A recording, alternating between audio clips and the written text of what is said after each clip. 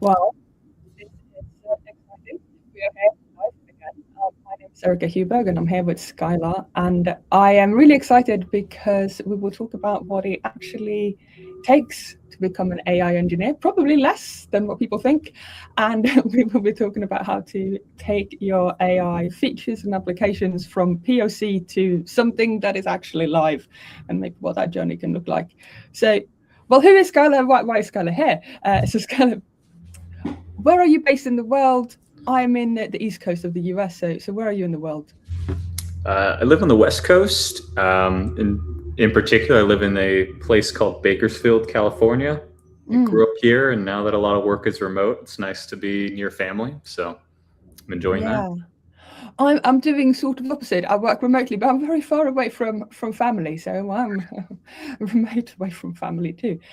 But so, by the way, if you're here listening live, but feel free to drop a comment, say hi, share where you are in the world.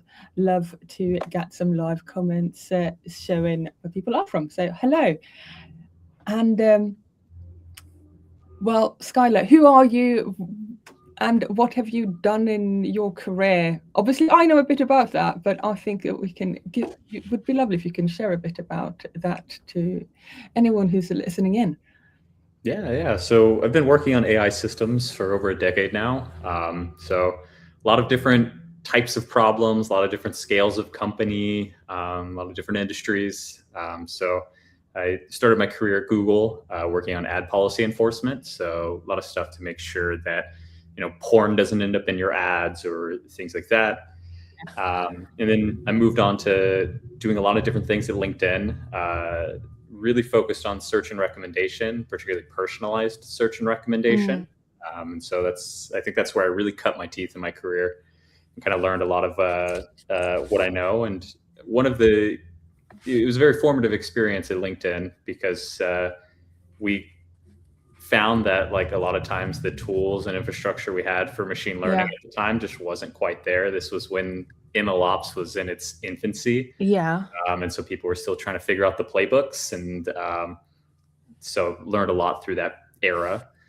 And then moved on to startups and worked a lot in the mental health space. It's very near and dear to me. And so did a lot of work in that space. And for the past year, I had been consulting and just helping a lot of companies implement AI. Now that AI in some sense has been commoditized, everybody has access to it. It seems very easy to use and adopt, and there is so much value to generate, and everybody's clamoring to get it. And sometimes they just need a little extra help, and so I've been doing that. More recently, as I said before, I joined a company full time. I'll keep that under wraps for now. Yeah. And see, there was a few things you said that is quite interesting, but one thing you said was that AI has become commoditized. So does that mean it's easier to build quality, or does it just mean that it's easier to build something? I think both in a sense, but more easier to build something. So, back when I started my career, if a product manager said like, hey, I have this idea for like a really cool feature, it's going to use machine learning, yada, yada. Most of the time the answer was like, okay, we're going to spend a quarter collecting data. And you kind of needed that before you had anything. And that's really not many people have a lot of appetite for that, because it's a pretty hard bet you have to make to spend a quarter collecting data to hopefully find out you could even do it. So I think what the commoditization of AI through LLM APIs and just broadly generative AI model providers has given us is it's much easier to start with much less data. And so you can get a prototype out that kind of works and actually does something, useful. And I think that it's getting started fast is very important, because like at the end of the day, I'm sure we'll get into this a little bit more, everything's about like starting this flywheel effect of finding where your system doesn't work and then, improving it from those defects. And over time, you should be building a system that is easier and easier to improve. And so the faster that you can get started and get into that loop, the get the flywheel spinning, and the faster you can get through like maturity cycles and get to actually truly great.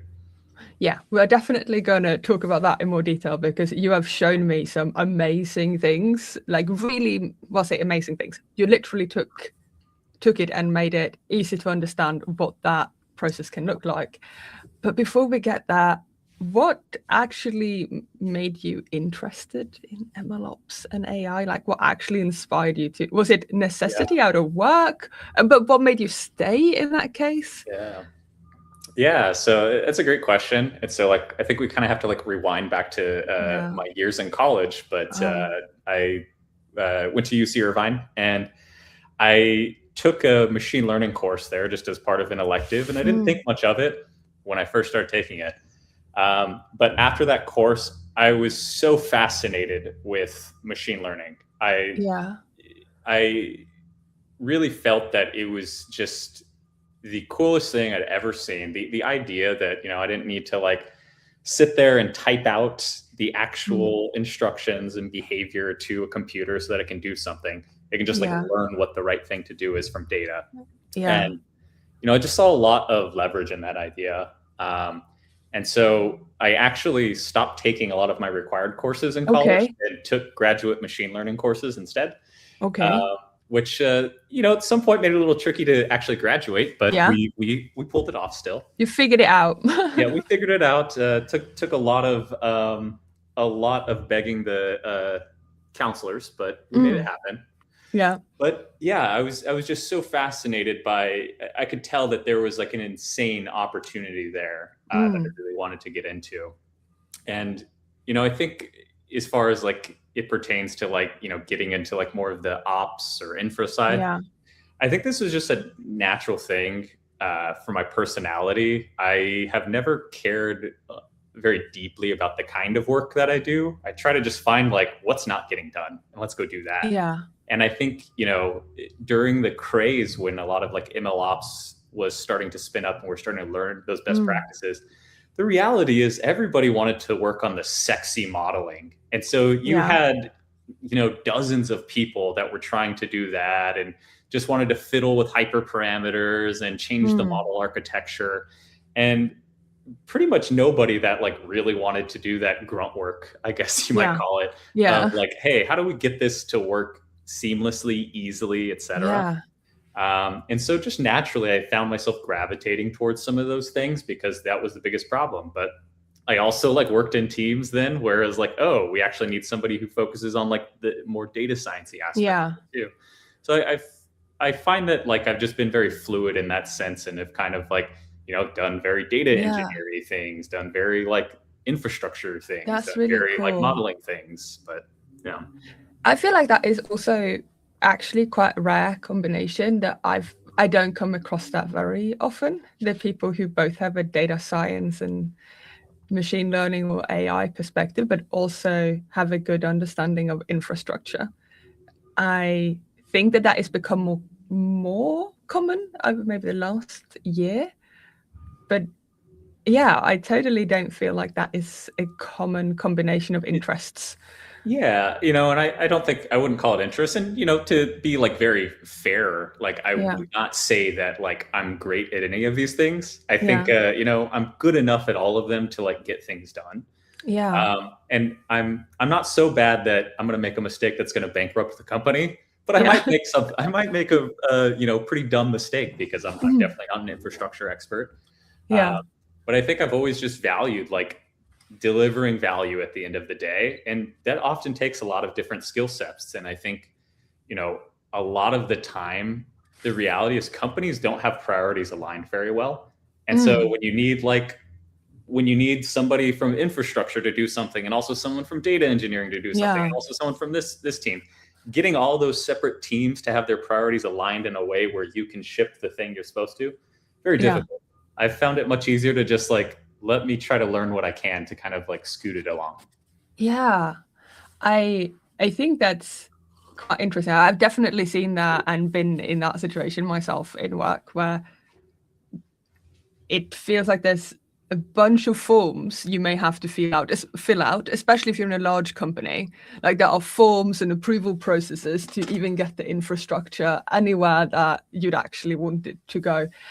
And so definitely seen the need for people having to get their head around things and make stuff happen, because otherwise you're waiting for 2 weeks for someone to action a form you filled out that turned into a ticket that sits in a ticket queue somewhere in the infrastructure basement, or whatever we want to call it. It may get lost and forgotten as well.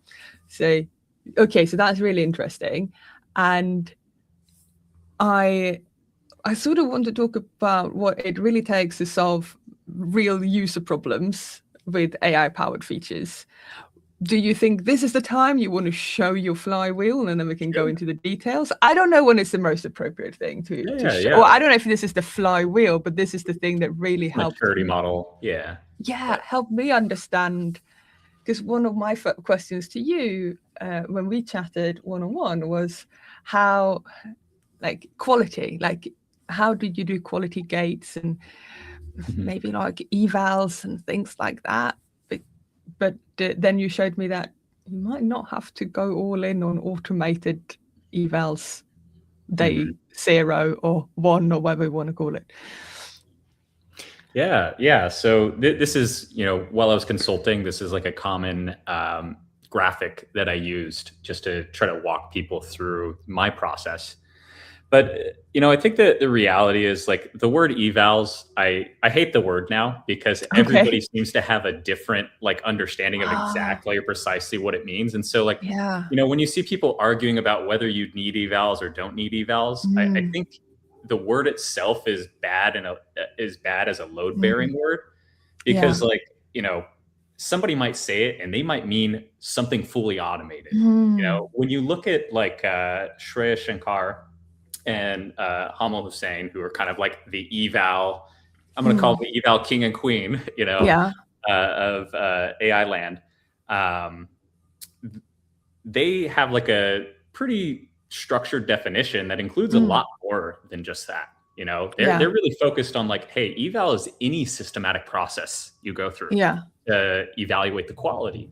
And so I think that people just have very different ideas of what it means. And so, the first thing I say is throw that word out for a second. Let's just try to understand, what are we trying to do? Ultimately, at the end of the day, we have some value we think we can deliver to our users, our customers, and we think AI can be helpful with it. And as with anything, everything is this trade-off of how can we as quickly as possible get to where we need to be? How do we make sure the maintenance and operational costs are kind of kept in line? How do we reduce risk? And so these are all the concerns, and whether you're building AI or not, the same high level concerns exist. But once you start distilling down into okay, what do I practically need to do to kind of contain risk?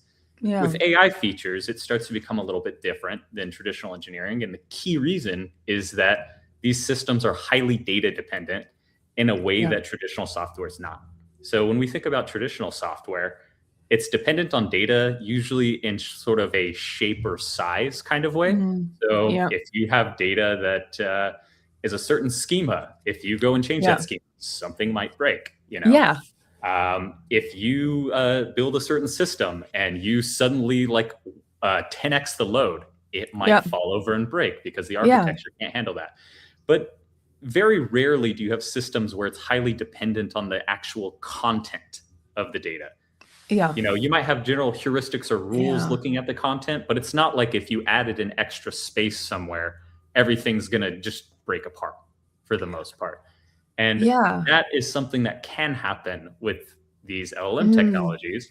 And that's something that a lot of people have run into, that exact thing of oh, my system stopped working and I couldn't figure it out for a while. And then I found out there was an extra space here. And so, that's mental. That level of data dependence means hey, maybe we need some more approaches and techniques to kind of manage these systems. And so, and by the way, I really liked what you said there about thinking about when we have traditional software engineering and we do testing, we do load testing, we do data schema testing, that is in a way testing all the scaffolding around the content, versus in this generative LLM AI world, we need to actually somehow quality check or test that the content, the data itself doesn't mess up. Am I understanding that correctly? Yeah, exactly. And so what that really gets you to is, at the end of the day, if I have an example, like let's say that we're building a system that uses an LLM to evaluate a resume for a job. Yeah. And let's say you're a hiring manager and you have this job posting, Yeah. and you have a list of candidates. And let's say we run it and you look at the results and you're like, wow, this is great. This is exactly what I want. Yeah. Does this system work? I don't know. It works for you for that job, for that set of candidates. Does it work for very narrow. yet another set of candidates, right? Yeah. And so because of that data dependence, we start to have to, it's not the case so much. So like with traditional software, if you had some sort of system that had, let's say like you had a data element that had a name. If you change the name from Bob to Nancy, you generally would expect it to not change. And honestly, if you had two tests you wrote in a PR, and one tested with Bob and you had a separate one testing for Nancy, I might look at it and say like, do we need both? You know? Yeah. Like, because the functionality is the same. Exactly. And so that's where kind of like there's a sharp difference in working with LLM systems. And so this is the point. That's a point that I think a lot of people intuitively understand, even if they maybe haven't quite said it out loud yet. But I think what that tends to do is push people too quickly into, we need to build a data set. We need to like cover all of our inputs. Because I do hear people saying, oh, we need to have good data before we even can think about building an AI feature. We need to get all of this data before we can think about, maybe this is related to that, why people say that. Yeah. And I think it is. And that's a very common thing for people to say. And I think it's often said by people who don't understand business needs deeply, and they're thinking only about the technical needs. And so there's a trade-off here that is kind of implicit in this diagram, which is, if you want to have high confidence that your system works, you need to have basically a whole catalog of, here's all of the different possible things we might see. Here's all the inputs we think we might see. And you need to like assess the performance over all of those. But on day zero, do you have that? Probably not. Yeah. Very early on in a product, like any product you build is an act of discovery. You don't know from day one exactly what users you're going to serve. You have a hypothesis. You're like, I think these are the people. And that hypothesis is probably neither precise nor accurate. Meaning, it's probably it's not that it's totally wrong. It probably has it. The reality is human intuition has some value, and so it probably has some good things in it. But there's probably some qualifications you have in your ideal customer profile that aren't quite right. You probably are missing some, and probably there's like entire groups of people that are going to fit in nicely, and you just haven't found them yet. And so like that's something that's naturally going to evolve over time as your understanding of the product, your users, et cetera, changes. And does that come into like trying to collect like actually usage analytics and how people are actually using your solution then to understand what's going on? Totally. And that's product analytics is big space for that reason, to understand that, so you understand where to make bets. And so the reality is, like, when we're building like AI things, there's a similar thing that happens on day zero. You don't really know who the users are. You have a guess. And so if you spend all of your time trying to build this sophisticated data set that captures all of your inputs, that you might possibly want to do good on, that's probably a lot of time, a lot of investment for something that is maybe likely to change. And so you have a similar thing with testing a system.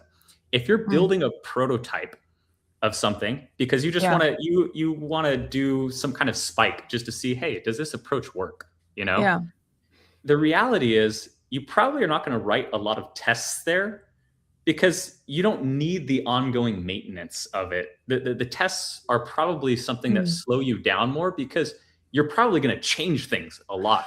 And those tests test are likely to break. maintenance. Exactly. And so there's a similar thing with evals where you can have like this eval debt or eval maintenance because you tried to build this very sophisticated thing too early on when your understanding was at its minimum.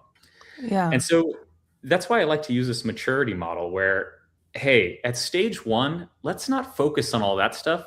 Really, there's a lot of low-hanging fruit. Let's just focus on making iterations really fast. So make it so we can run the thing, whatever that means. Make it so we can see what happened, whatever that means for your problem. Yeah. And then make it so we can make a change and then see the new version, Yeah. Make that as fast as possible. And so we do have a question from Faisal here. So Skylar, in practice, do teams move linearly through phases or bounce between them? And I'll add my question on that. Have you seen people bounce backwards in these phases?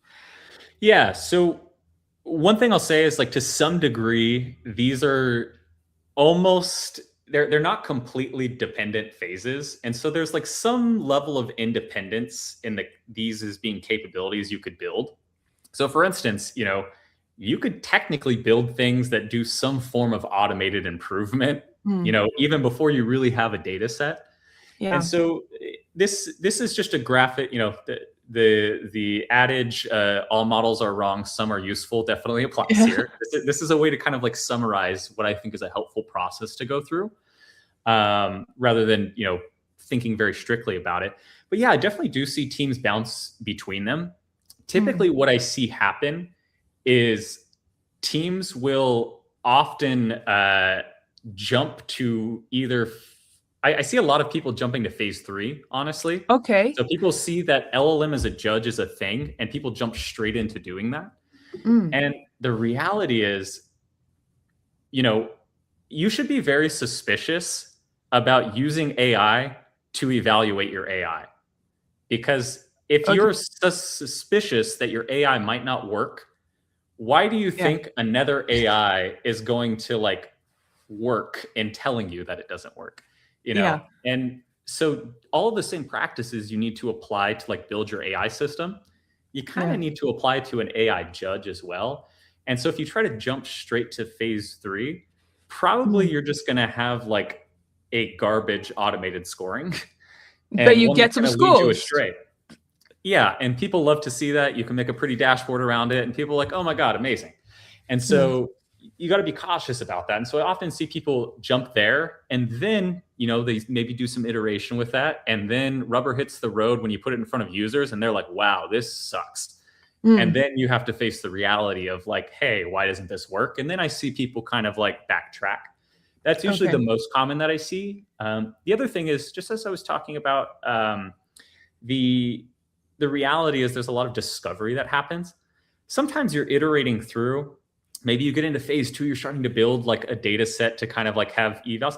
That's the place where you're starting to want to prevent regressions. In fast manual iteration, the reality is like there's so much low hanging fruit that it's hard to go in a really wrong direction.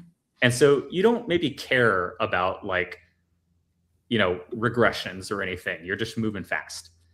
And so once you're in that phase 2, you might then discover, hey, actually, this data set we've been building, these customers maybe are not the customers we want to target. We want to target different customers. And maybe that invalidates that data set entirely for the use case. And so you might fall back to, phase 1. And that will make you go back and sort of start again in a way, so that you get on the right track, or the track you wanted to be on. Whether a track is right or wrong, but if you were having users, it's probably not a bad thing. But the question is whether the users you were intending to serve.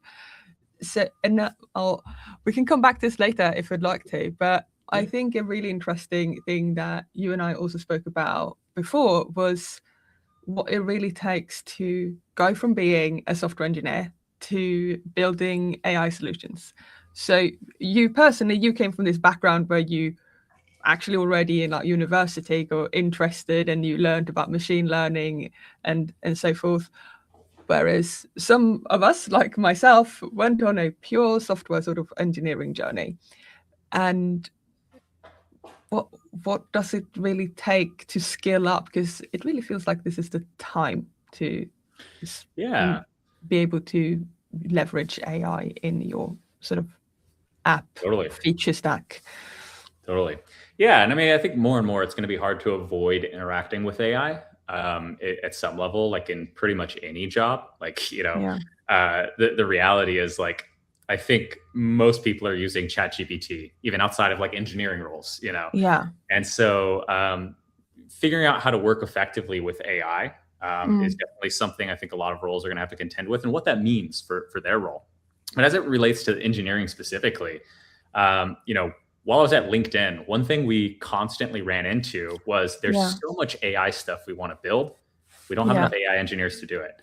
And so my manager at the time basically worked to create this AI Academy. And I was one of the co-creators and instructors, where the entire idea was, let's help train more product managers and engineers to understand AI and how to build it. And then there was an entire apprenticeship program, essentially, where engineers would kind of like work as an AI engineer, mentored by a more senior AI engineer. And then they were kind of like ready to just handle and build AI features themselves. And that way we could scale up. And the thing that I quickly realized was, it's not necessarily the case that you're going to do something like that and then suddenly you're now building the state of the art, LLM model. That's maybe a stretch too far. However, you can learn enough to be productive and do things. And I think there's a lot of common principles just with good engineering. And so if you start to like look at a lot of like the patterns that are evolving out of like building agents effectively, a lot of them just come back to good engineering practices. And so I think that's why engineers are often just 80% of the way there. The missing 20% just comes back to that high data dependence. And so the way you think about validating needs to change. So instead of like, broadly speaking, for a lot of use cases, trying to write some form of unit test for an agent, probably not going to be very high value. It's just going to be friction, because you don't have enough data. And so like, I think broadly, a lot of engineering, traditional engineering work hasn't really thought about that task of like, how do I build a data set and shape the feedback so that I can optimize the system? And so that's really the last 20%. Once you start teaching those kind of like base level skills, software engineer can be a great AI engineer. So where do you think people could go to learn these skills today if they don't work in a company that has an AI academy inside of the company? Like how do you see people normally go on that journey of learning? Yeah, so I think there's a lot of free content out there. So some of the people to kind of like pay attention to in the space, Jason Liu, Hamal Hussein, Shreya Shankar, Hugo Brown. We will have to find these links and add them in the comment I'll share after. That. And so, all of them publish a lot of free content that's super helpful to learn. If you or your company are willing to pay some money, all of those people also have really great courses on Maven. And so that is also a great place where you can kind of learn these skills. And so there's, so you can get some free content that people have made available, but you can pay for courses and you can take those. Or if you're a company, you could maybe you can't start your own AI academy inside of your company, but you can sort of make one by paying for courses and resources that are available out in the world. And something that I think is interesting, because obviously you've done a bunch of consulting I guess consulting is the right word that you've done in your career. When should a company, what type of situations have companies brought someone like you in? And how does the company know whether it will be valuable for them or not to bring someone like where you've been brought into companies? Like, what has been, because I'm sure you've been in a situation where like, oh, this was a great time to be brought in. This was a great time for me to add value. Or sometimes people either had a conversation with someone and decided this is not going to work out, or you're like, I can't actually add value? Yeah. So the things I look at, so as far as like the companies when I was consulting that I really enjoyed helping, one was I wanted companies that had a pretty strong engineering team, but maybe didn't have people who had like specific AI experience.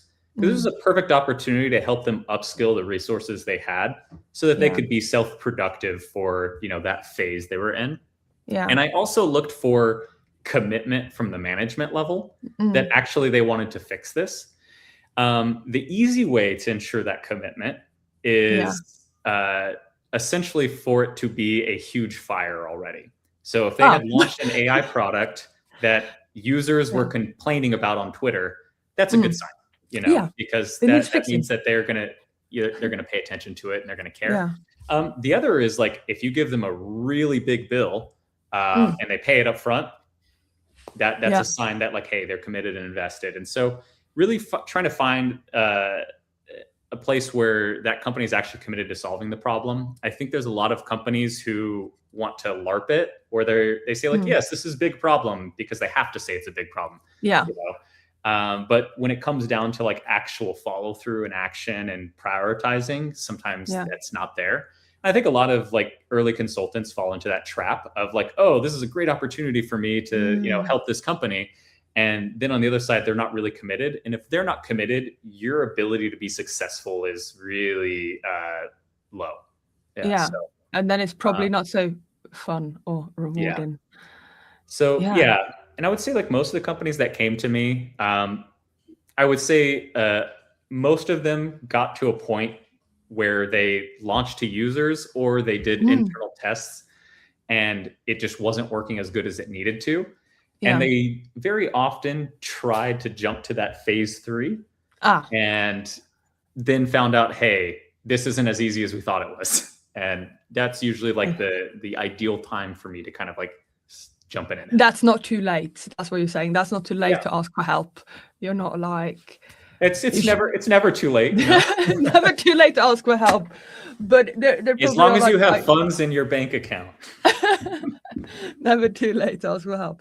But yeah, there's sometimes like you wonder, have I like gone so far that all the work I've done up until this point was waste, right? Like, is it too late to ask for? As in, it's probably not too late to ask for help, but there are probably ideal spots to ask for help where maybe if you barely know even what you want to build, it's probably not also a great idea to ask for help because you're just floating around, not without direction, and then you don't have that buy-in. As you said, you kind of want to have that support. So I'd say the sweet spot is probably like you have like a decent validated idea of like the thing you're building. And then you haven't got so far into building sort of like eval infrastructure around that it's hard to unwind out of. Because if you've like started that journey and you've gone too hard into it, and if you didn't really know what you were doing and you made some like critical mistakes early on, those might be hard to undo. And then you kind of have to start clean again. And throughout your experience, because you have the unusual amount of time being in like ML, data science, AI for about a decade. Throughout this time, you obviously mentioned the white space that caused issues, but what are some unexpected challenges in building AI-powered solutions? Like, what is something you were like, never thought that was going to cause a problem, or maybe it wasn't technology was a problem, maybe it was people, who knows? People are always a challenge, I would say, but yeah. So I think some of the biggest things that come to mind. One is hardware. So a lot of people have like run into the experience of like there's a lot of companies, especially scaled companies, that for a period of time had deployments across mixed hardware. And I think for a long time, I never thought about that causing issues. But if you have, these deep models that are like running on these optimized kernels Yeah. the hardware actually matters, and interesting. Working on different hardware sometimes means, oh, actually I get different outputs. And so that means that just on the basis of running this on a different GPU, you might get a different result, because, and really just comes down to like, there's like bugs, either in the hardware or the CUDA kernel, and those can be tricky to track down, because, really it comes down to like, what host is this running on, Yeah. And so that's like one of the trickiest, I said. I would have never even thought about that. And most people don't until it bites you. That is a really interesting challenge of, having either, at least having the same hardware for the same models and the same, because then you get predictable results. Because I also think that there's this push to try and make the most out of the hardware you already own, so that you don't go and just buy a bunch of new hardware, spending loads of money. So there's a weird balance there, maybe, of trying to make sure that and it gets a lot more complicated too. Yeah. So some folks might remember a lot of people complaining about Anthropic model quality degrading suddenly. And when you look into the report they released on what happened, there was basically just a bunch of like infrastructure flags and things just kind of like compounded against each other to mean that, oh, the output was not what it was supposed to be. So infrastructure matters, which is rather fascinating, because this was really interesting. I love it. But where are you seeing, if you were to look into the future, we are here at the beginning of 2026, obviously a lot changed quite rapidly over time here, and even the last year I feel agents got so much better with tool calling and how to manage the context for agents as well. Like, also we saw context windows exploding, but sometimes I'm not sure whether huge context is always good, but that's a different conversation. Where do you see things going, and what are you excited about that is sort of on the horizon? Yeah, so I think the thing that I'm most excited about, the reality is, I think there's been a lot of experimentation on like, how do you make agents useful, and like, what are the different infrastructure components that exist there? So, we had experiments with MCP, we have subcommands, sub agents, and I think we're starting to get to a place to where we're starting to understand better ways to do this. And so what I think is really missing in like building effective agents is like good modularity. So when I look at MCP, the thing I don't like about it is it's not clear how exactly to modularize this. Meaning, I want to build, you have like some base level of capabilities you build out in the MCP. These are like tools. And then I want to build workflows on top of that. And then I want to build workflows on top of that, et cetera, et cetera. Yeah. And, this kind of modularity and extensibility is like what makes software great. And so I want to see those same benefits come to like how we build agents. And I think we're starting to get there by figuring out the right patterns. And I think that's going to unlock a lot, because I feel like there's a lot of places where, hey, I would like to use this thing in my setup. And I can't quite do it because the modularity is not there. I can't change it in the way that I need to fit the peculiarities of my setup. And I think, once we kind of like have that right abstraction there, I think that that's going to make things work. We're going to see like a lot of like building on top of each other. And I think that you're going to see things kind of like explode. I think obviously tool calling is going to continue to get better. That's great. Inference costs are going to continue to go down, at least for a little bit. So that's going to be great. So I really think we're starting to get to a point to where people can start to have AI do a lot more for them. So for those of you who aren't familiar, there's this great project called Claudebot, which is basically an AI personal assistant. But I don't know about Claudebot. Tell us more. So this is an independent developer started this. It's an open source project that's just taken off by storm. And basically, it has a lot of capabilities to connect to a lot of different messaging platforms. It has like a whole architecture that supports skills, so you can teach the AI new things. Yeah. It has memory integration, so it remembers things about you. And so I now have a personal assistant running my life in a lot of ways. And just has some examples of what it did. I'm planning a ski trip with my best friend. It went and reviewed a bunch of Airbnbs and found one to book. It booked ski lessons for my fiance and me. Wow. It booked an entire Valentine's Day weekend, ordered flowers, booked restaurant reservations, and emailed the hotel to let them know our puppy was coming with us. Oh. And so, you know, the future is kind of here. It's expensive, but it's here. I like that. The future is here, but it's expensive. And I feel that there is a lot of money that you can get a lot of interesting things for money, but also inference. So it was interesting that you said inference costs are going to continue to go down. What is driving that cost to go down, and what will stop it from continue to go down? Yeah, so as far as continuing to go down, there's just a lot of investment in data centers and making inference as optimal as possible in specific hardware to power this. And so like, it seems pretty clear that inference costs are going to continue to go down. Whether or not that's going to be completely offset just by having larger models, who knows? But it seems pretty clear that, you know, the cost per flop is going to kind of drop still.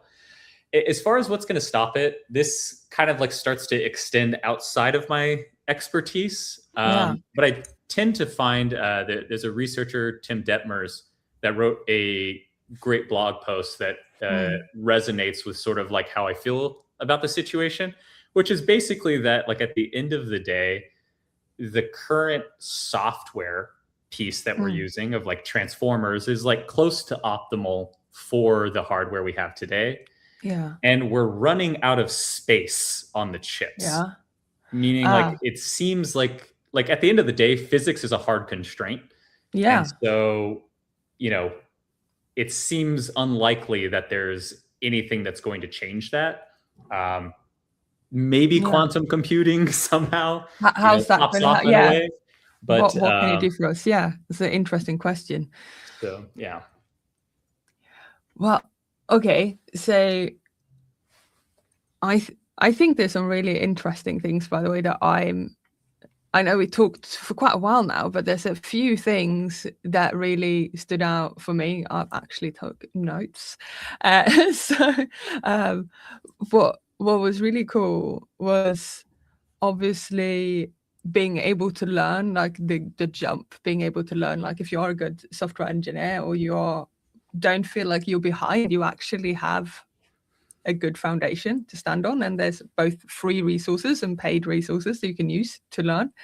And then you spoke about this modularity, and funnily for me, that feels like those traditional software skills and modularity, maybe by bringing more traditional software engineers into this space, maybe we will actually also be able to have more people behind sort of the engineering power to get to modularity.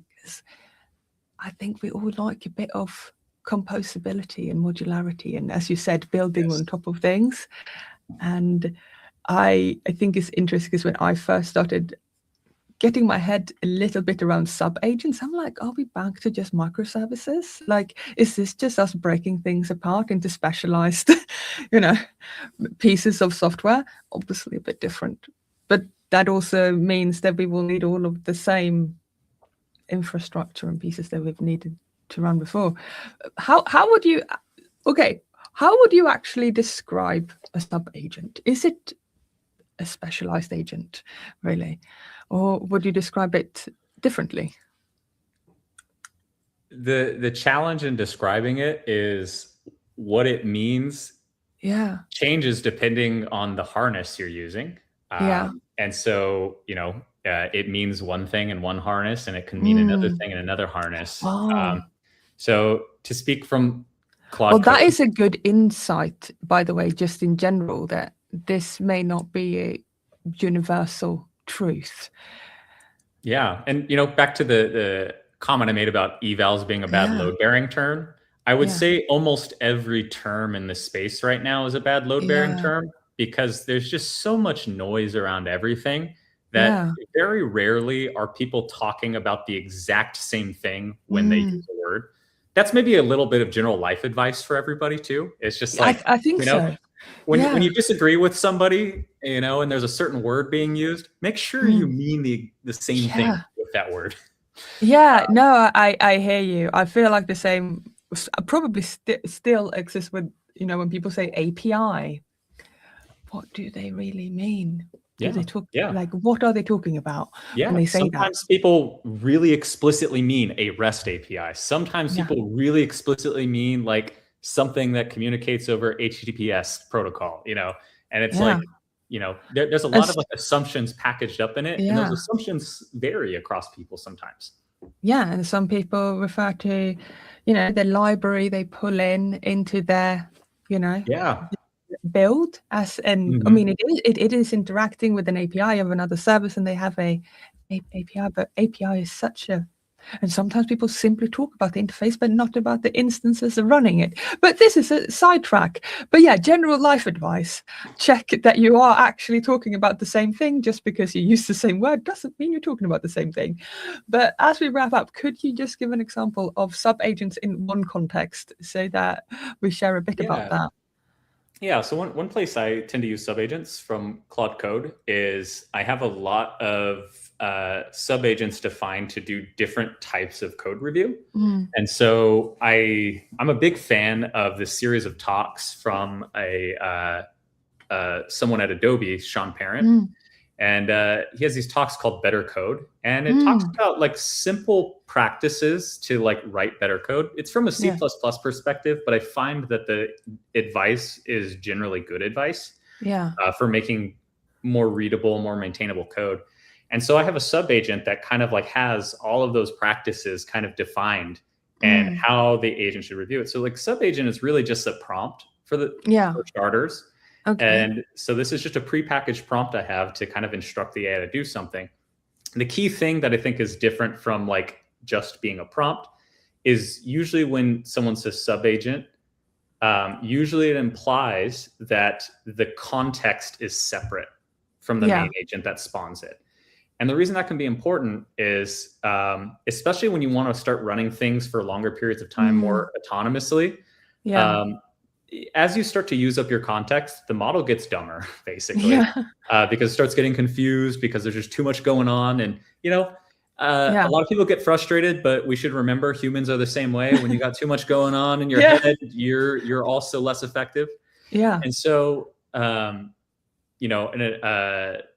Dex Horathy from the company Human Eval has this threshold, I think, of 50 or 60% context usage is kind of like, that's when it gets dumb. And so you should do something in clear context. And so if you have something like a code review, I don't care about a lot of the intermediary output. I just want to know what's the final result.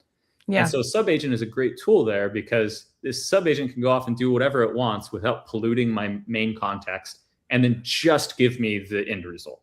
Yeah. So it basically keeps things sane and functional for longer versus having, but yeah, I do totally feel that with the context window and even parts where you try to summarize context to sort of start again or say like, sometimes that doesn't even have a great effect either because you may lose critical details. And I will learn too how to figure this out, but I think that's tricky. So finally, as we've wrapped this up, what is your advice to builders? What is? I mean, we talked about many things throughout today, but as a leaving piece, as I bring up some links to your personal websites, share some advice. Yeah, so I think that the biggest advice is, it can feel disorienting how fast the field moves, and it's easy to feel like you're perpetually behind. And I think the best antidote to this is really to keep trying things. keep experimenting, and try not to take on too much too quick. So, you know, I see like with that sort of maturity model I talked about, I see people trying to jump to the end stages of it before they've really even tried to experiment with the early stages with it. Similar thing with coding agents. People often try to jump to like these complex multi-agent setups before they've even gotten one agent to work. And so my biggest thing is, you know, everything can feel overwhelming and daunting. And the antidote to that is to downsize it. What is the small tangible thing that I can do that takes a step forward? Do that thing, and then find the next one and just keep going. Yeah, because I definitely, by the way, I definitely feel the part where I feel like I'm constantly behind. So no, like, yeah, constantly feeling the things are moving, feeling a bit behind for sure. Here is the link to your website that is in the YouTube comments. You can add them later to a LinkedIn comments as well, but you can find Skylar on his website. You can also find Skylar on LinkedIn. It's a bit longer, but it's not a difficult Skylar Payne. It's not that hard to add that at the end of the LinkedIn link. And as I said, you can find the links on YouTube. And you're also on X. What do you post about on X? Why should people follow you on X? I mostly rant about observability platforms these days, but yeah, I just post little musings about coding agents and doing AI well. So, well, thank you, Skylar. And if anyone wants to get started with inference and building some agents, you can obviously check out also router.tetrate.ai, which is a router that helps you route to both inference and tools, which you can sign up to. And if you sign up with a business email, you get $5 free. And if you sign up via Goose, for those who know what Goose is, I can share that link later. You can get some more credits. So feel free to check that out. My name is Erica Hughberg, and I work at Tetrate. Hence, this is a opportunity for me to share what we are doing there. And yeah, and if you are so inclined, I am hosting my first ever build-a-thon, which I didn't even plan to mention here today. But since I realized I was talking about Tetrate, I might as well mention it. So this is a build-a-thon that is especially maybe useful if you are starting out building AI features in your app or wanting to build a completely new app that has AI features in it.